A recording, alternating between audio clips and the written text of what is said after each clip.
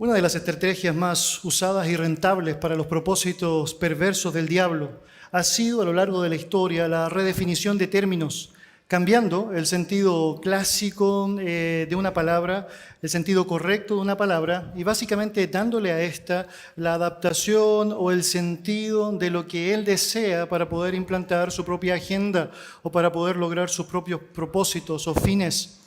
Uno de los ejemplos más sutiles de estas redefiniciones, pero con alcances que han sido gigantescos, terribles, tiene que ver específicamente con el término tolerancia. Tolerancia.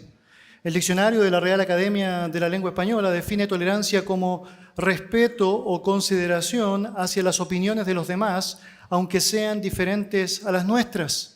Y por años se entendió que cuando se hablaba de tolerancia, básicamente se refería a aquello a que yo, a pesar de tener mi propia convicción, a creer en una verdad absoluta, al estar convencido de aquello que yo creía, le daba a otra persona la libertad, la chance, la opción, para que también pudiese tener su propia creencia, su propia convicción, su propio pensamiento. Eso a pesar de que yo pensara que francamente esa persona estaba totalmente equivocada. Y así se define el término, así fue entendido por muchos, pero por muchos años, hasta que hasta hace unos pocos años atrás, el sentido de tolerancia empezó a cambiar. Y la razón de ese cambio estaba básicamente motivado en la idea de poder tergiversar, es decir, manipular esta idea de que existe una concepción correcta que yo puedo asumir y en la cual puedo estar absolutamente convencido. En un sentido práctico, lo que sucedió es que al mirar la cultura se empezó a implantar en ellos la idea de que tolerancia ahora tenía que ver con la idea de reconocer que la verdad del otro era tan válida como mi verdad, aceptar que su pensamiento era tan útil como mi pensamiento, y eso terminó siendo una escena que terminó por provocar muchas, pero muchas ideas que empezaron a cambiar en cuanto a lo que era la convicción que alguien pudiese tener sobre una verdad específica. El concepto tradicional de la tolerancia se dejaba llevar por una premisa que seguramente has escuchado, que tenía que ver con básicamente esto: no estoy de acuerdo con lo que tú dices, pero defenderé hasta la muerte tu derecho a decirlo. Pero lo que ha sucedido en la práctica en nuestros días es que ahora lo que sucede es que yo tengo que aceptar lo que tú dices y asumir que lo que tú dices es tan válido como lo que yo digo. Pero cuando miramos la Biblia, cuando miramos la verdad, nos damos cuenta de que hay ciertas escenas allá que son tremendamente peligrosas. Y la razón de eso es porque naturalmente hay toda una idea detrás que trata de minimizar o reducir la verdad eterna, perfecta, inconmovible de nuestro Dios y equipararla con cualquier otro criterio existente en este mundo. Déjeme citar para usted al teólogo Donald Carson en una porción de su libro La intolerancia de la tolerancia. Él dice lo siguiente: la nueva tolerancia sugiere que aceptar realmente la posición del otro significa creer que esa posición es verdadera, o al menos tan verdadera como la tuya. Pasamos de permitir la libre expresión de opiniones contrarias a la aceptación de todas las opiniones. Saltamos de permitir la articulación de creencias y afirmaciones con las que no estamos de acuerdo para ahora afirmar que todas las creencias y afirmaciones son igualmente válidas. Por lo tanto, lo que una vez fue universalmente considerado como inmoral, ahora se celebra. La infidelidad conyugal o el divorcio se han normalizado. La blasfemia encuentra en este mundo un lugar común. El aborto, la homosexualidad y perversiones morales de todo tipo son defendidas por grandes grupos y tácitamente son alentadas por los medios de comunicación. Y con esa redefinición de tolerancia también tenemos una redefinición de la intolerancia. Y hay un gran problema con eso, es porque hay pocas acusaciones peores por las cuales se te puede acusar en este tiempo como esa: intolerante, intolerante. Es que tienes que aceptar todos los puntos de vista que son promulgados por otros, dándole el sentido a eso como que son igualmente válidos al que tú tienes, y por ningún motivo afirmar con convicción que alguien está equivocado. ¿Cómo podrías decirle a alguien que está equivocado cuando está planteando su propia verdad? De hecho, si te atreves a hacerlo, no va a demorar mucho esa misma persona en tratarte de arrogante, retrógrado, religioso o intolerante. Pero ¿qué ocurre cuando una persona está obviamente equivocada? Debemos tolerar su equivocación y aceptar que pueda seguir hundiéndose en aquello que claramente puede tener connotaciones claras con su propia alma. ¿Qué debe hacer un profesor, por ejemplo, cuando un niño responde que 2 más 2 es 5? ¿Debería tolerar aquella respuesta y simplemente aceptar que bajo las lógicas de este mundo esa verdad es tan válida como la verdad de decir que 2 más 2 son 4? O un doctor cuando de pronto se encuentra con un paciente que tiene su propio tratamiento asimilado por sí mismo, así diagnosticado por sí mismo y que sabemos, o en este caso el doctor sabe que le va a hacer mal, ¿debería tolerantemente dejar que siga participando de aquello sin decirle que hay un riesgo grande para su salud? Debería decir que si queremos considerar lo que realmente significa la verdad bíblica, honestamente hay una verdad que no cambia, hay una escena que no debe ser bajo ninguna perspectiva aceptada, y es la de dejar que ciertas personas a las que debemos amar sigan hundiéndose en mentiras que están afectando fuertemente su propia convicción y que claramente tienen connotaciones eternas para su alma.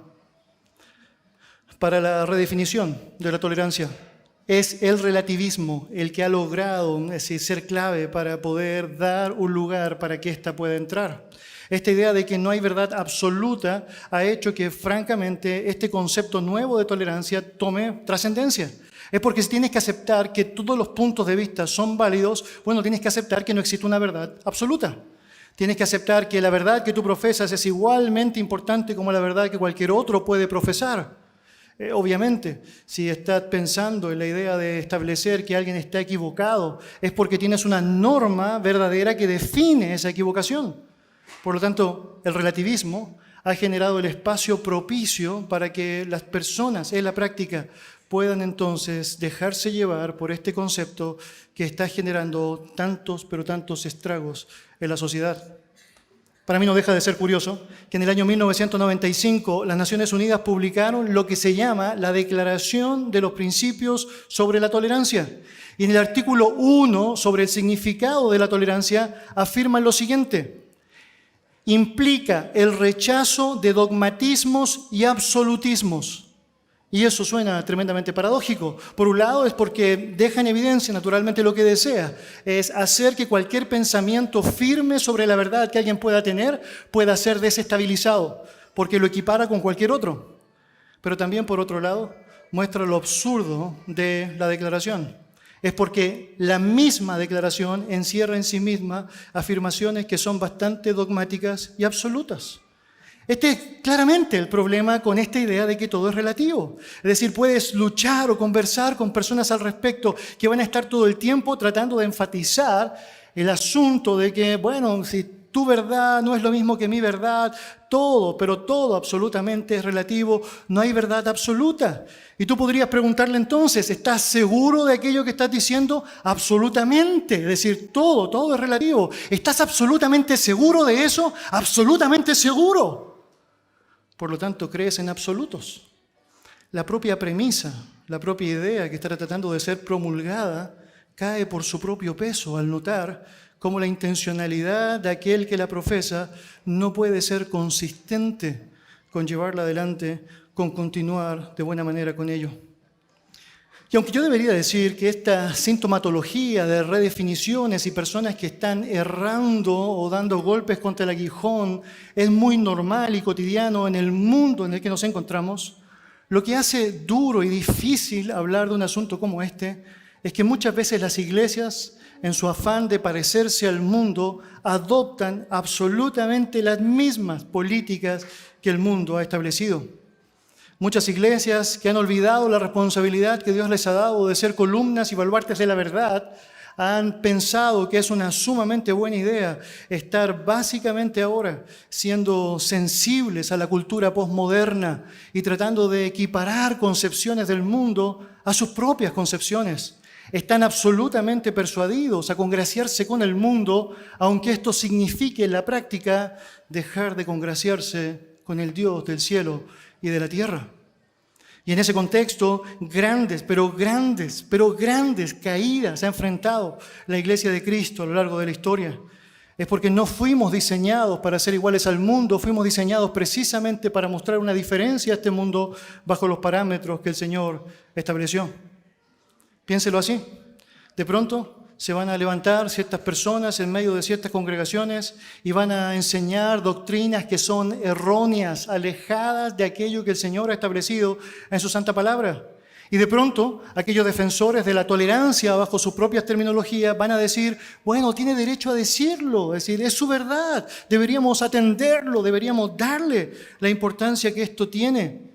Y mientras eso empieza a darse, básicamente lo que sucede es que comienza a desviarse de aquella verdad firme e inconmovible en la cual nunca deberíamos poner algo allá que se interponga a ella. Una buena ilustración de eso es lo que encontramos allá en lo que fue nuestra lectura devocional. Acompáñenme en su Biblia, por favor, Apocalipsis capítulo 2. Apocalipsis capítulo 2. Tienes allá las cartas de Jesucristo a las iglesias de Asia Menor. Apocalipsis capítulo 2. Y entre las iglesias que Él está escribiendo sus cartas, a las cuales Él está dando un mensaje específico, se encuentra la iglesia de Tiatira. Si notas, te vas a dar cuenta que hay muchas razones por las cuales esta iglesia puede ser reconocida, características que llaman profundamente la atención y que son obviamente bien consideradas al respecto. Si te fijas allá, por ejemplo, versículo 19 dice, yo conozco tus obras, note, y amor, note, y fe, note, y servicio, note, y tu paciencia, y que tus obras postreras son más que las primeras. Entonces notarás que tienes acá una iglesia que está enfatizando elementos que son tremendamente importantes en lo que significa la vida de un creyente y por los cuales precisamente nuestro Dios está reconociéndoles. Son amorosos, tienen fe, están actuando de manera servicial, son pacientes, sus obras son mejores que las que hacían al principio, están avanzando en eso, todo eso suena fantástico, pero por alguna razón a estas características fantásticas como la fe, el amor y la esperanza, pensaron también que sería una buena idea agregarle un nuevo atributo que Dios no consideró como tal. Este era la tolerancia. Mira lo que dice, versículo 20, pero tengo unas pocas cosas contra ti, literalmente, que toleras a esa mujer, Jezabel, que se dice profetiza, enseña y seduzca a mis siervos a fornicar y a comer cosas sacrificadas a los ídolos. Jesús es intolerante con la tolerancia de Tiatira y está en la práctica mostrando el error y todo aquello que estaba implicado con ello, no solamente lo que podía afectar la información doctrinal y teológica que las personas allá podrían recibir, sino también la inmoralidad en la cual se estaban haciendo parte precisamente por ese deseo precioso según la humanidad y muchas veces adoptado por el mundo de la iglesia de ser tolerantes. Y queridos, esto es tremendamente peligroso. Dice versículo 21, y le he dado tiempo para que se arrepienta, pero no quiere arrepentirse de su fornicación. Por lo tanto, insiste en pecar. Y la iglesia insiste en tolerar. Mire, versículo 22, he aquí yo la arrojo en cama y en gran tribulación a los que con ella adulteran, si no se arrepienten de las obras de ella. Y a sus hijos heriré de muerte. Y todas las iglesias sabrán que yo soy el que escudriña la mente y el corazón, y os daré a cada uno según vuestras obras. La consecuencia natural de la tolerancia eclesiástica termina por tener costos altísimos, terribles, durísimos, que no solamente son enfrentados por aquellas personas que eventualmente toman la batuta en la dirección de la herejía o la inmoralidad, sino todo el resto que está congraciándose y tolerándolo también enfrenta los efectos. No deja de ser llamativo ver el verso 23, en donde se menciona que aún los propios hijos, el resultado, la consecuencia de la siguiente generación, de aquellos que toleraron el pecado, iban a tener consecuencias al punto de ser heridos de muerte, y todas las iglesias iban a saber realmente quién era el verdadero Dios, que no solamente está lleno, profundamente lleno de amor, sino que también está profundamente lleno de justicia. Mis hermanos, Dios se toma muy en serio la santidad. Dios se toma muy en serio cuáles son los parámetros que Él ha establecido para que su iglesia pueda moverse de la manera que Él desea. Y Él está muy atento para saber realmente cuánta disposición hay en el corazón de cada iglesia por acceder, aceptar y someterse a aquello que Él ha establecido como su verdad absoluta, o simplemente ceder ante las presiones del mundo y empezar a ser de aquellos que valoran la tolerancia por la tolerancia sin darse cuenta de los costos altos que esto puede traer.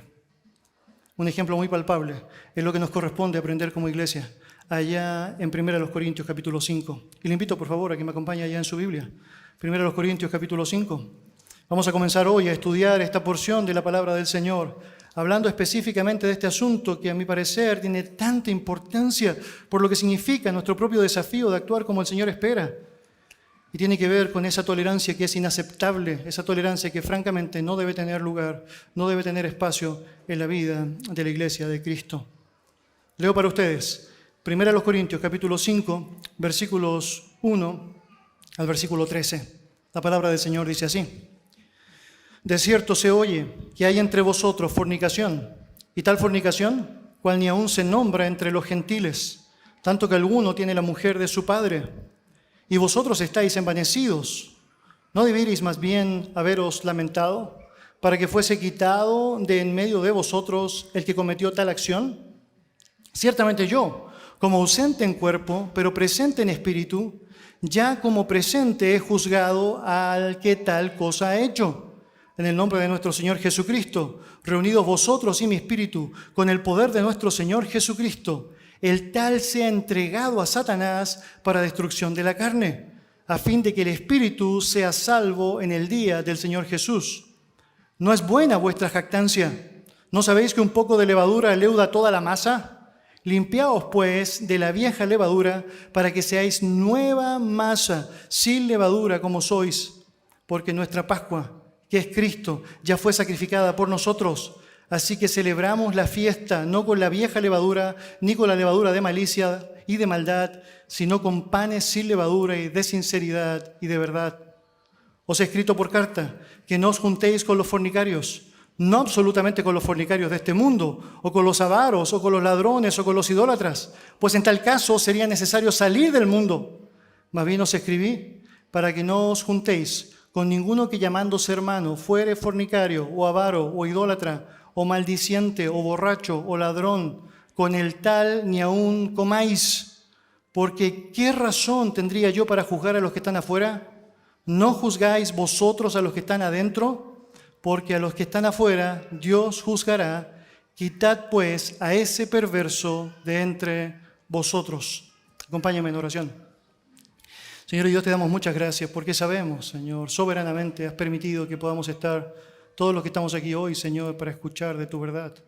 Precisamente, Señor, desafías nuestro corazón al abrir tu palabra para nosotros y darnos la oportunidad de recibir vida y luz a través de ella y poder hacernos pensar en asuntos que de pronto, simplemente por la costumbre o simplemente por no considerar las implicaciones peligrosas que están involucradas allá, dejamos pasar y empezamos de alguna u otra manera a asemejar nuestro léxico, nuestras definiciones y aún nuestra práctica a las terminologías del mundo. Señor y Dios bendito, te damos enormes gracias por no dejarnos solos, por darnos tu verdad y darnos a tu Santo Espíritu para que nos ayude a comprender esa verdad. Y Señor, porque aún desafías nuestra concentración a tu palabra y nos das la gracia necesaria para que podamos, Señor, poner todo nuestro esfuerzo para que realmente ella sea la que nos hable y nosotros seamos los que estemos dispuestos a escucharla, Señor. Señor, bendiga nuestro tiempo alrededor de su verdad y permítanos, Señor, ser edificados y confrontados a través de tu santo texto. En el nombre de Jesús, amén. Amén. Dios mediante, hoy vamos a ver la primera sección de los versículos que este pasaje está compartiendo con nosotros. El apóstol Pablo naturalmente ya ha tomado tiempo para hablar de uno de los grandes asuntos que eran importantes de tratar en la iglesia de los Corintios. Este asunto de las divisiones, los partidismos, esta idea básicamente motivada por el orgullo de colocarte bajo un líder importante para ser tú reconocido. Y ahora, llegando al capítulo 5, va a empezar a tratar el segundo problema que tiene que ver básicamente con la inmoralidad. Pero no solo aquella que se hace explícita a través de lo que es la inmoralidad sexual descrita en el relato, sino aquella que tiene que ver con la conducta inmoral que muchas veces nosotros podemos tener al hacer oídos sordos a aquellas situaciones, al hacer una vista ciega de aquellas situaciones que francamente atentan contra Dios y naturalmente atentarán también contra nuestra propia vida. Veremos hoy día la descripción del error que aparece descrita allá en la palabra del Señor. Si notas el verso 1, mira lo que señala. De cierto se oye que hay entre vosotros fornicación. De cierto se oye que hay entre vosotros fornicación. Pablo comienza esta amonestación dejando en evidencia de que el pecado tolerado en la congregación es de público conocimiento. No estamos hablando acá de un pecado privado que Pablo está dejando en evidencia, básicamente porque nadie quería confesarlo. No estamos hablando acá de un pecado particular que algunos sabían y a los cuales Pablo está diciéndoles a ellos que deben arrepentirse o señalándole a otros que sí lo saben, que deben acercarse a ellos y decírselo porque solamente poquitos lo conocen. Estamos hablando básicamente de un pecado que era conocido grandemente, ampliamente. Esta idea de cierto se oye es una afirmación clarísima que está dando por sentado un hecho concreto. De hecho, la Biblia de las Américas traduce esa frase, en efecto se oye. La Nueva Versión Internacional traduce, es ya de dominio público. La traducción del lenguaje actual señala, ya todo el mundo lo sabe. Y es porque, francamente, esta es la idea que está encerrada en la declaración de Pablo. Hay un pecado que no solamente ha implicado a hermanos de la congregación o solo a la congregación, sino que ha traspasado las barreras de la congregación. Y con ello Pablo obviamente plantea lo que es esta problemática real. Él está desafiando a las personas a tener mucho cuidado con el peligro de afectar lo que significa su propia reputación en Cristo, simplemente por despreciar a Cristo y lo que Él estableció en su santa y divina palabra. Es obvio, las iglesias tendrán una reputación en este mundo y deberíamos asumir que no siempre las personas nos darán la reputación más amable, pero no hacemos todo lo posible para lograr esa mala reputación por nuestro pecado. Lo hacemos porque básicamente haciendo lo bueno otras personas podrían verse afectadas.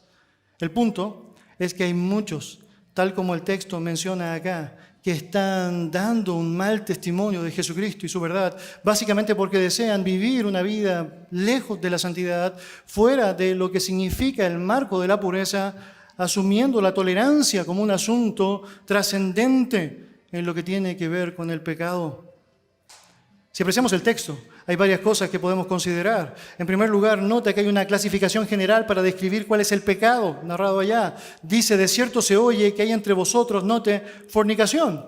Y yo debería decir que esto puede ser de gran claridad para nuestra vida. Históricamente, siempre se ha pensado que la fornicación tiene que ver básicamente con relaciones sexuales de personas no casadas.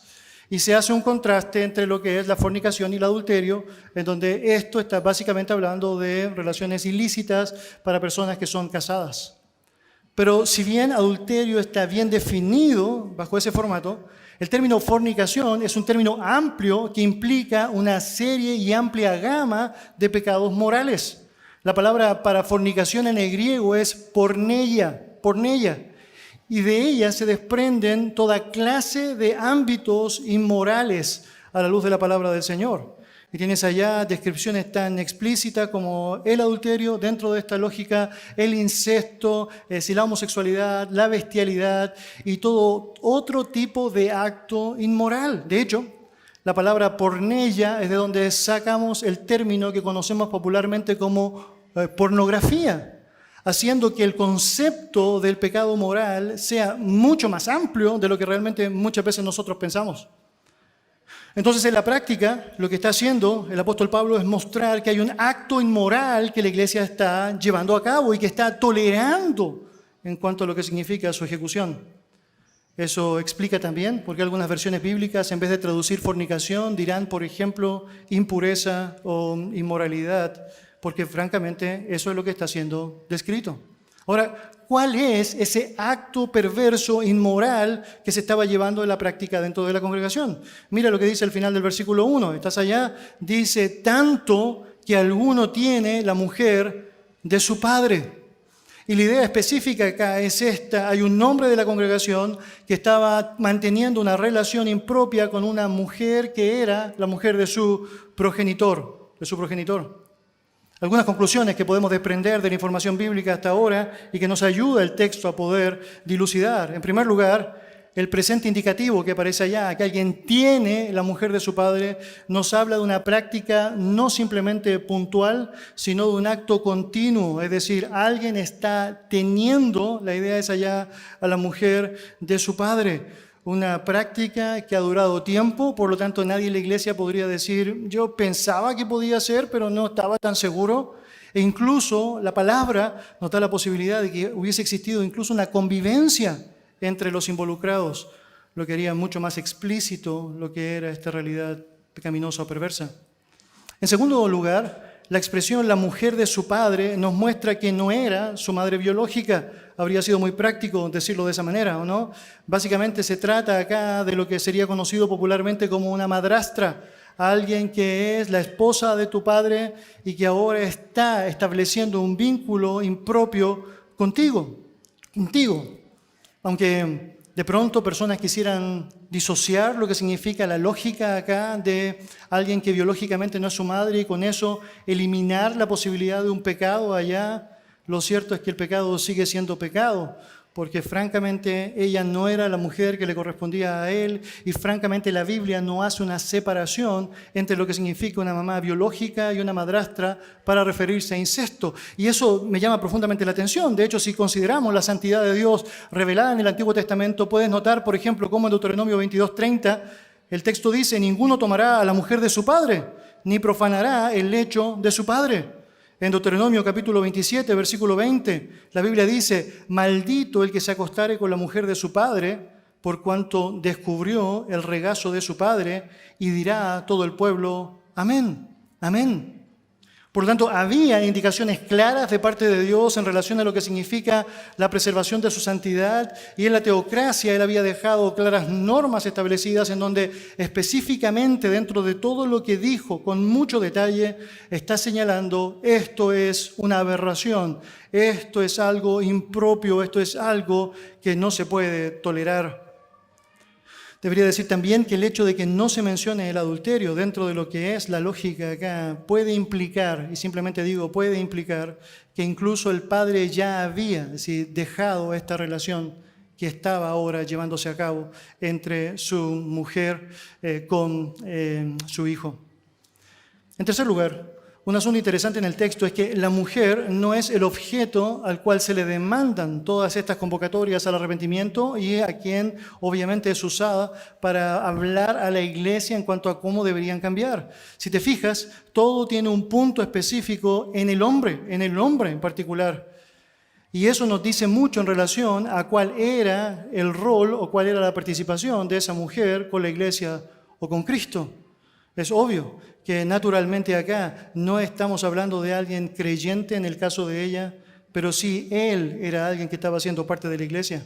Más adelante Pablo va a decir, es decir, tenemos que juzgar a los de adentro, Dios se encarga de juzgar a los de afuera. Por lo tanto, todas las connotaciones de juicio que él manifiesta y que la iglesia debe imponer dentro de las normas que el Señor ha establecido para preservar la santidad, está el tratamiento claro, abierto, directo hacia aquellos que son creyentes o se dicen ser creyentes y que no están viviendo como creyentes.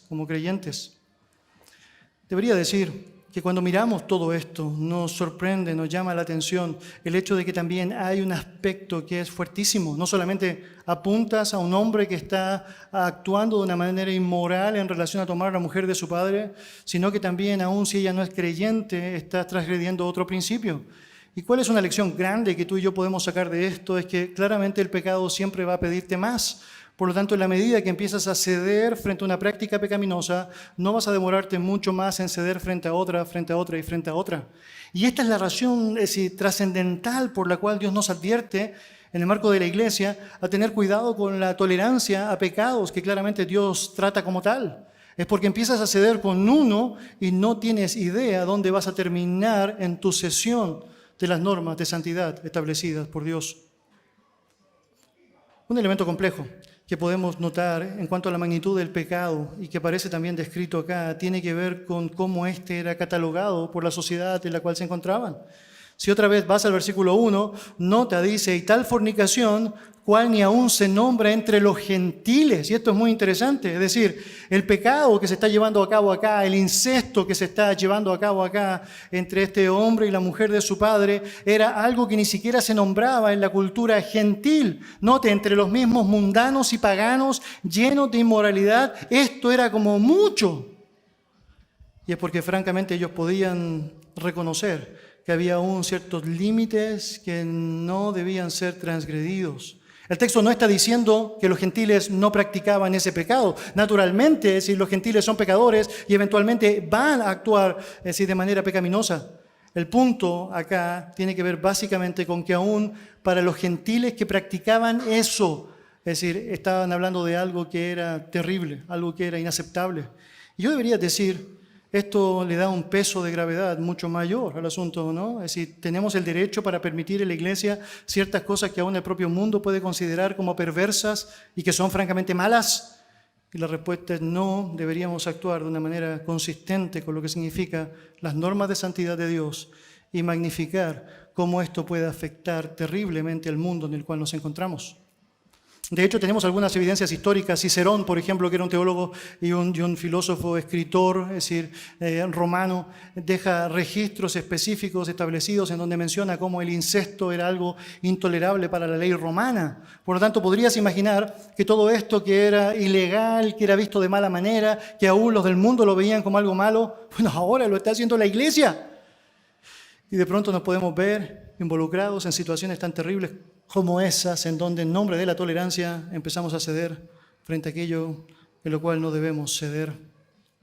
Por cierto, debería decir, hay una realidad, no estamos hablando de un pecado habitual, aunque todos los pecados son pecados y ofenden a nuestro Dios. Estamos hablando básicamente de un pecado que es mal connotado en el mundo, que la iglesia está tolerando y que esa misma concepción de tolerancia está haciendo de la iglesia un grupo de personas vergonzosas ante los ojos del Señor, vergonzosas.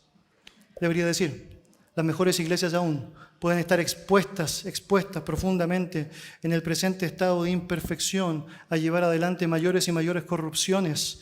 Y por eso es tan importante estar alertas, por eso es tan importante no claudicar en nuestro desafío de la santidad. Mira cómo comienza el versículo 2, por favor, allá en tu Biblia. Dice el texto, y vosotros estáis envanecidos, ¿no debierais más bien haberos lamentado? Y vamos a detenernos allá. Nota allá cómo Pablo quiere mostrar cuál es el gran problema. Si usted nota, ya él ha tratado del gran problema, ¿no? Inicial, las divisiones dentro de la iglesia. Pero ahora, tratando esta lógica de la inmoralidad, él va a recurrir a ciertos asuntos que tienen que ver con el carácter que ya fueron mencionados en el pasado. Es porque hay un hilo conductor en todo lo que fue su espíritu divisionista y ahora todo su espíritu inmoral o tolerante de la maldad. Y tiene que ver básicamente con la jactancia, con el envanecimiento, con el orgullo. Mire allá, por favor, cómo usted puede seguir la lógica del texto bíblico. Allá en el principio de la carta, en el 1 Corintios capítulo 1, versículo 12, Pablo dice, quiero decir que cada uno de vosotros dice, yo soy de Pablo, yo soy de Apolos, yo de Cefas y yo de Cristo. ¿Cuál era el propósito de eso? Bueno, básicamente manifestar orgullo, envanecerse, pensar que uno era mejor que el otro porque tenía el mejor líder. Cuando avanzas al capítulo 3, versículo 3, notas allá las palabras de Pablo, porque aún sois carnales, pues habiendo entre vosotros celos, contiendas y disensiones, ¿no sois carnales y andáis como hombres? La lógica del mundo allá, en el sentido más práctico, es el énfasis del yo. Pero cuando creyentes están haciendo prevalecer esto, no puedes lograr otra cosa que no sea disensiones, celos y contiendas. Es porque quiero lo que tiene el otro, quiero ser mejor que el otro. Ya tienes una evidencia de eso a través de las palabras de Pablo. En el capítulo 3, versículo 21, el texto bíblico señala, así que ninguno se gloríe, note, en los hombres, pues todo es vuestro. Es decir, no hay ninguna razón para envanecerse pensando que lo que tenemos lo tenemos por nosotros. Todo ha sido dado a nosotros y sabemos de parte de Dios, el dador de todo bien. Si avanzas al capítulo 4, versículos 6 y 7, la palabra del Señor señala: por esto, hermanos, lo he presentado como ejemplo en mí y en Apolos, por amor de vosotros, para que nosotros aprendáis a no pensar más de lo que está escrito, no sea que por causa de uno os envanezcáis unos contra otros. No salgas del marco escritural, no te alejes de lo que ha sido establecido en su verdad, como la gran verdad, porque si no te vas a empezar a envanecer. Si tú eres el que va a determinar la verdad, si tú eres el que va a establecer los conceptos de la verdad, ya esa verdad deja de ser verdad, porque Dios es veraz y todo hombre mentiroso. Y allá, obviamente, el desafío del hombre de querer someterse y entregarse en suprema humildad al Señor. Finalmente, 1 Corintios capítulo 4, versículo 18, la conclusión es clara: mas algunos están envanecidos, como si yo nunca hubiese de ir a vosotros. Están llenos de jactancia, llenos de envanecimiento, sin saber, sin aceptar, sin reconocer que voy a ir para allá y vamos a hablar. Y de esta manera terminó la última sección que compartimos juntos. Por tanto, es claro apreciar qué es lo que está pasando acá en la iglesia. Tenemos entonces allá un grupo de personas que están envaneciéndose, que tienen un más alto concepto de sí que el que deben tener. Por lo tanto, están redefiniendo lo que está pasando en esta escena particular. Y aunque el texto bíblico no está diciendo específicamente qué es, el solo hecho de mencionar envanecimiento nos dice allá cuáles son algunas de las cosas que podrían estar pasando o no.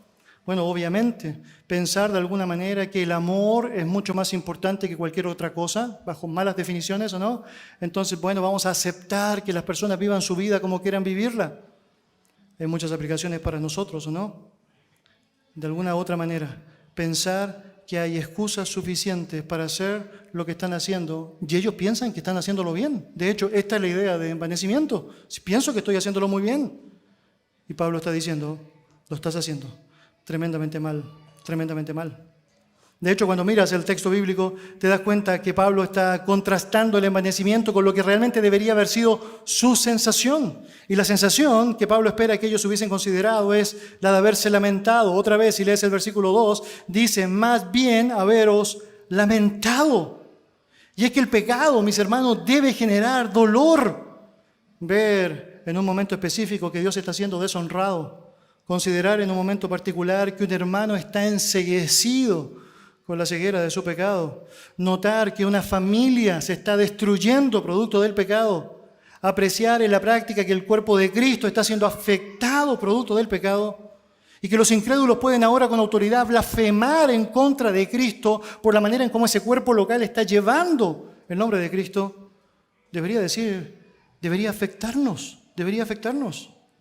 ¿Cómo llamas entonces a aquella actitud en la cual ves a alguien que está haciendo algo malo y no le dices absolutamente nada tratando de ayudarle a que deje de estar en ese estado de maldad? Bueno, ante los ojos de la redefinición de tolerancia, eso sería amor. Que haga lo que quiera hacer, tiene derecho para hacerlo. Pero así como tú y yo pensaríamos que no es mejor ser tolerante si dejas que tu hijo salga a jugar en la calle donde pasa un montón de autos, porque no es tan importante la tolerancia allá. Si realmente lo amas, no vas a exponerle a eso. De la misma manera, si realmente amas como Dios quiere que lo hagas, vas a ser intolerante frente a la maldad. Intolerante. La palabra del Señor está mencionando allá que deberían haberse lamentado. El verbo dolerse, que aparece usado allá, apunta al dolor que se siente por un pecado cometido, sea por uno o sea por el otro. Esta es la terminología que utiliza Jesucristo allá en el Sermón del Monte cuando dice: bienaventurados los que lloran, porque recibirán consolación. Es que no dijo ese texto para citarlo en un funeral hablando de aquellos que están llorando, aunque Dios puede consolar naturalmente aquello. El contexto está hablando de aquellas personas que vienen a Cristo y que en primer lugar son pobres de espíritu porque consideran que no pueden avanzar sin Él. Son mendigos espirituales, necesitan la ayuda de Dios para poder avanzar en su vida, para poder sobrevivir. Y cuando recibes esa ayuda de Dios, es obvio, se hace tan palpable tu propia pecaminosidad y lloras por tu pecado. Entonces eres consolado por Dios, producto de lo que Él puede hacer en la vida de los suyos. Y allá entonces, Pablo está diciendo, bajo esta misma idea, necesitarías sobredolerte como si fuera tu propio pecado. De esa manera podrías actuar de una manera que pudiese ser propicia a lo que el Señor desea que hagas. Hay una buena ilustración en el Antiguo Testamento, probablemente puede conocer esa historia. Esdras está llevando adelante una gran tarea de parte de Dios, la reconstrucción del templo. Y la Biblia dice que los exiliados que llegan de vuelta allá a Jerusalén empiezan y llevan adelante aquella tarea, pero hacen algo en el proceso que es incorrecto. Ellos empiezan a casarse con mujeres de otras naciones. Y otra vez, usted podría decir, ¿cuál es el problema con eso? Seamos tolerantes. Bueno, Dios dijo que no había que hacer eso y punto, es suficiente. Si Dios dice que no, no lo haga. Y Dios había establecido que por el beneficio de lo que significaba su propio linaje, por lo que significaba la pureza de su propia realidad, por lo que significaba la pureza que el pueblo de Israel debía llevar adelante, las mezclas iban a ser absolutamente peligrosas. De la misma manera como lo es la unión en yugo desigual entre un creyente y un incrédulo, porque nunca van a ser uno, porque nunca estará Cristo en los dos, mientras siguen avanzando en esa dinámica. Y Dios está diciendo, no, y Esdras está así tremendamente adolorido y dice que se postra en tierra y está llorando amargamente porque se da cuenta que si bien el templo está construido, es decir, todos están viviendo mal. Y allá entonces la reacción, el arrepentimiento y la acción que se lleva a cabo, Esdras capítulo 10, y tú puedes mirar los detalles allá. Pero otra vez, ¿qué haces cuando ves que algo está mal? Bueno, te lamentas. Y procedes, naturalmente, y procedes. Pablo le pide a los corintios que de la misma manera den allá la acción correcta de mostrar arrepentimiento. Solo después de eso van a poder humillarse y solo después de eso van a poder volver a una comunión correcta con Dios a partir de aquello que es sabio. Es que cuando sigues con arrogancia tus emociones, es que cuando sigues con envanecimiento tus propios sentimientos en contra de la verdad y no obedeces a la palabra de Dios, lo que terminarás haciendo es justificar el pecado y te tratarás de sentir mejor, básicamente porque dirás que tienes una gran virtud, eres tolerante. Pero hay tolerancias que son inaceptables. Mis queridos, los cristianos no debemos dejarnos llevar por el pecado. No deberíamos tampoco dejar que el pecado sea algo tolerado en el marco de la iglesia. Y esto logra ser eficaz cuando entendemos que no debemos tolerar nuestro propio pecado. Es decir, es que no se trata simplemente de lo que dejo de tolerar en el marco de la iglesia, ¿no? Es decir, se trata de dejar de tolerar el pecado en mi propia vida. Es decir, asumir que tengo una responsabilidad directa con mi propia carne, en donde debo ponerla en el lugar que le corresponde para que Dios sea Dios y tenga la trascendencia que éste debe tener.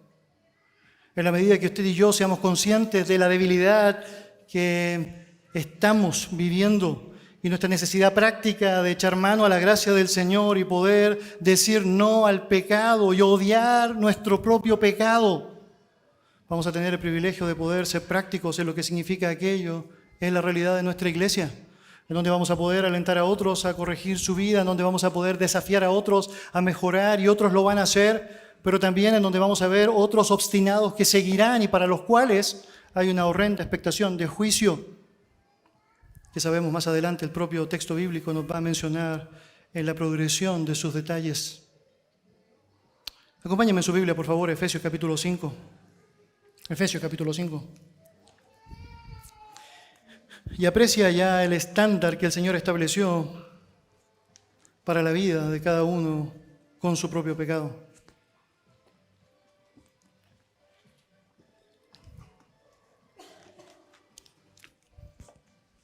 Efesios capítulo 5, versículos 3 al 12. Dice así: pero fornicación y toda inmundicia o avaricia, note, ni aún se nombre entre vosotros. Note lo que está diciendo. Él está diciendo, básicamente, ten cuidado con todo aquello que incluso vas a hablar, ni siquiera aquello que vas a ejecutar. Ten cuidado con no ser parte de conversaciones obscenas, impropias, inmundas, avaras.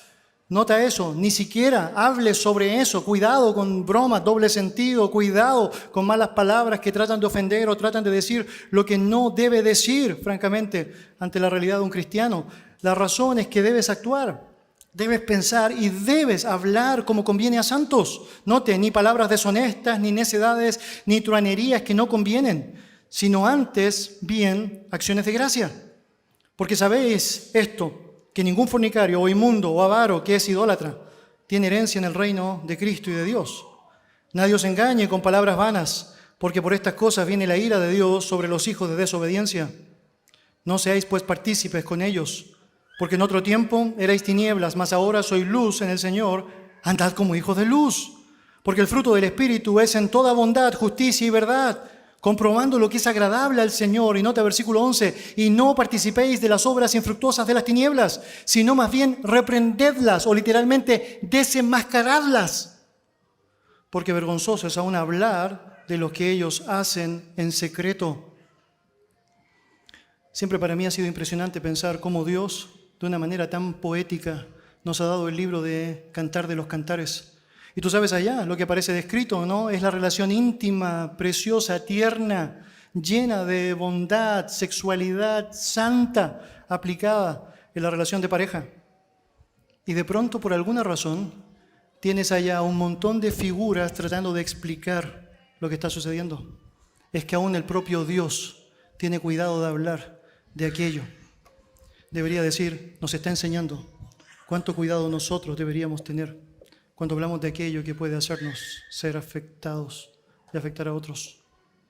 Todos somos responsables de desenmascarar, en primer lugar, nuestro propio pecado, de dejarlo en evidencia, ponerlo a la luz. Es que los pecados son como las cucarachas, le pones una luz y van a escapar fácilmente, pero necesitas ponerlos a la luz.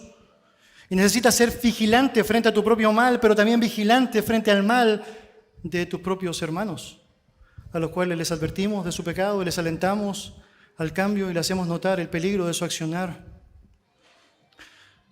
Mis queridos, aunque la élite moderna alabe la tolerancia tanto en las universidades, los medios de comunicación, las empresas y lugares de trabajo, etcétera, etcétera, etcétera, y pareciera que nunca, pero que nunca, o que no existe una manera más genuina de amar en nuestro mundo que la idea de tolerancia. De hecho, eso es lo que señalan, ¿o no? Es decir, básicamente pensando que la mejor expresión del amor es la tolerancia. Cuando miramos la palabra del Señor nos damos cuenta que la tolerancia no es fomentada de la manera que muchos creen por la palabra del Señor. Miras el fruto del Espíritu y de pronto te encuentras con paz, paciencia, gozo, benignidad, bondad. No aparece tolerancia, no aparece. Y de alguna manera te ayuda a entender eso cuando te das cuenta que tenemos un Dios que cuando se trata del mal es tremendamente intolerante. Y tienes allá, desde el comienzo, una historia que es progresiva y que va mostrándonos aquella realidad. Tienes el jardín del Edén y te das cuenta cómo frente al pecado del hombre, Dios fue absolutamente implacable. El hombre pierde la posibilidad de seguir disfrutando de esa vida que disfrutaba. El hombre es expulsado del paraíso. Allá hay querubines puestos para impedir que el hombre se le ocurra volver a ese lugar. Es porque Dios es absolutamente intolerante con el mal. Y tienes el diluvio universal. Y de pronto nos dejamos llevar con las escenas involucradas allá a través de figuras que podemos estar mirando, pero no nos damos cuenta de lo que realmente está pasando allá. Absolutamente toda la humanidad está muriendo ahogada, menos una familia. Y la razón de eso es porque tenemos un Dios que es absolutamente justo y que es implacable cuando se trata del pecado. Es intolerante ante el mal. Es obvio. Es lento para la ira, es grande en misericordia, pero no tendrá por inocente al culpable. Y tienes a Usa, en 2 de Samuel capítulo 6, que piensa que es una buena idea agarrar el arca, que parece que se va a caer al suelo. Y de pronto en el acto mismo de tocar esa arca, él muere implacablemente. No debía hacerlo.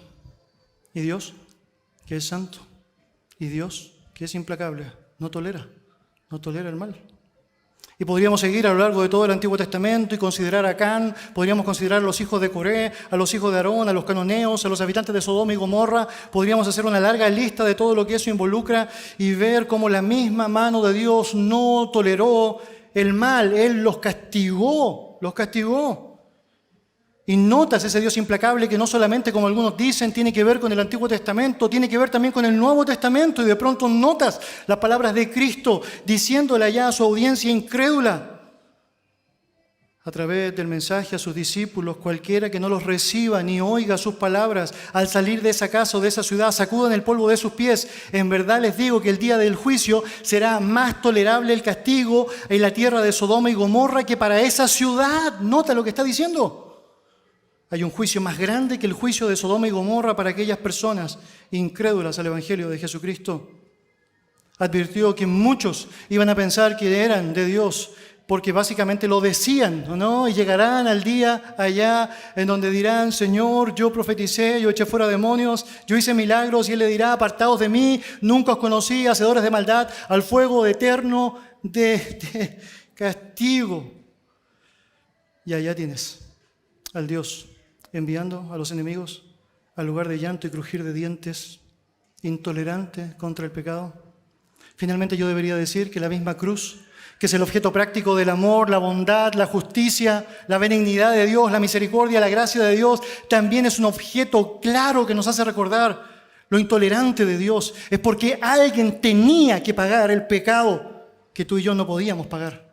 Y cuando ves a Jesucristo en esa cruz, estás sabiendo claramente allá que una de las grandes lecciones que puedes sacar de aquella muerte es lo intolerante que es Dios contra el pecado, porque alguien tenía que pagar, un justo tenía que pagar. Y Él está pagando. Se debe pagar el pecado. Tolerar el mal es negar la justicia. Dios desata su ira completa sobre el mal, porque Él es bueno. Si el bien tolerara el mal, dejaría de ser bien. El rehusarse a tolerar el pecado es una parte esencial de amar a los demás, de amar a Dios y amar a los demás. ¿Por qué? Fundamentalmente porque anhela su bien, anhela su bien. Yo debería decir, mis queridos, tenemos una gran oportunidad para que usted y yo seamos afianzados en la verdad de nuestro Señor. Nos encontramos escuchando todo el día un montón de palabras que personas están formulando, un montón de creencias que de alguna manera podrían en nuestra propia humanidad sonarnos hasta cierto punto consistentes. Pero cuando éstas se levantan en contra de la verdad de Dios, no dejan de ser otra cosa que necedad, palabrería humana. Nada que pueda compararse con esto. No deja de ser llamativo que Pablo llegue a este punto después de haber contrastado la sabiduría del hombre con la sabiduría de Dios, ¿o no? Y la sabiduría del hombre pasa como el mundo pasa y sus deseos, pero el que hace la voluntad del Padre permanece para siempre. Cuando estás disponible para entender lo que Él llama pecado y que no deja de ser pecado, aunque el hombre diga lo contrario, tienes la posibilidad ahora de estar lo más lejos de Él para poder vivir lo más cerca de la comunión con tu Dios. Y a través de esta porción que el Señor nos ha comenzado a enseñar en esta ocasión, tenemos la oportunidad de afinar lo que significa nuestra propia convicción. No queremos ser de aquello que a lo bueno le llaman malo y a lo malo le llaman bueno. Queremos llamar a las cosas como Dios les llama. Queremos realmente enfatizar Cristo con todo su ser, con toda su gracia, con toda su verdad en nosotros. Vamos a orar. Señor, gracias por darnos la oportunidad de tener tu santa palabra, de permitirnos a través de ella, Señor, ser enseñados en rectitud, Padre.